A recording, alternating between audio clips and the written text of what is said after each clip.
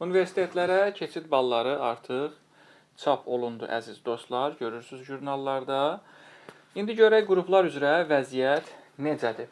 Ümumi rəqabətə baxsaq, Azərbaycan və Rus bölmələrində müəyyən qədər bal fərqləri olsa da, rəqabət gərginliyi düşünürəm ki, təxminən bərabər səviyyədədir. Birinci qrupla başlayırıq. 2, 3, 4, 5-ci qruplara aid fikirlərimizi bildirəcəyik. Siz də kanala abunə olun ki, növbəti videolarda hər qrupda və fərqli ixtisaslarda olan vəziyyəti də sizinlə paylaşacağıq. Birinci qrupdan başlasaq, biz görürük ki, birinci qrupda əvvəlki illərə nisbətdə keçən ilin qəbul ballarında müəyyən qədər bal artımı müşahidə olunur. Amma yenə də, məsələn, 200 balla Bakıdakı dövlət universitetlərinə belə qəbul olmaq şansımız var. Birinci qrupda nisbətən çətin vəziyyət RI ixtisaslarındadır, yəni riyaziyyat, informatika yönümlü ixtisaslardadır.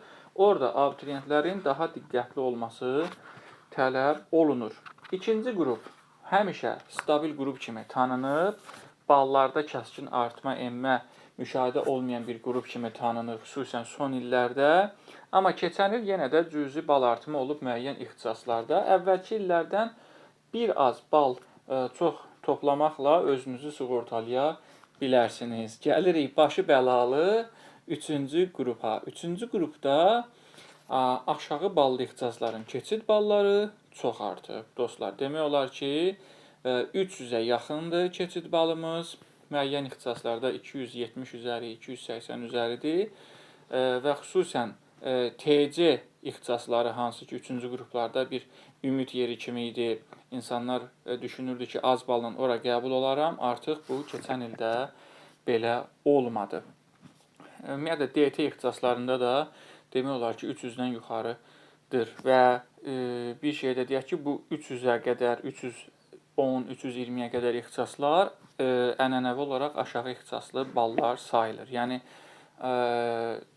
insanların ağlında formalaşan o yaxşı ixtisaslar təxminən 450 və 450-dən yuxarı olacaq. 3-cü qrupda yüksək ballı ixtisaslarda da hüquq kimi məsələn bal artımı var.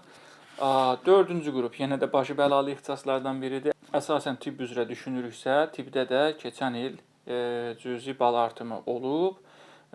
Bu da gözlənilən idi. Amma digər ixtisaslarda vəziyyət bəzi hallarda 3-cü qrupdan daha yaxşıdır qəbulla bağlı. 5-ci qrupda da vəziyyətdə bir balaca gərginliyimiz var. Bal artımı nisbətən müşahidə olunur, xüsusən idman yönümlü ixtisaslarda.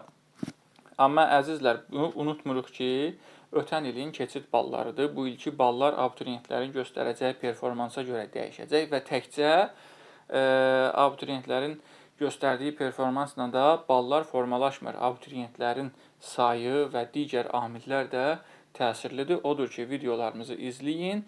Növbəti videolarda qruplar üzrə və ixtisaslar üzrə xüsusi görüşlərimiz olacaq sizlərlə.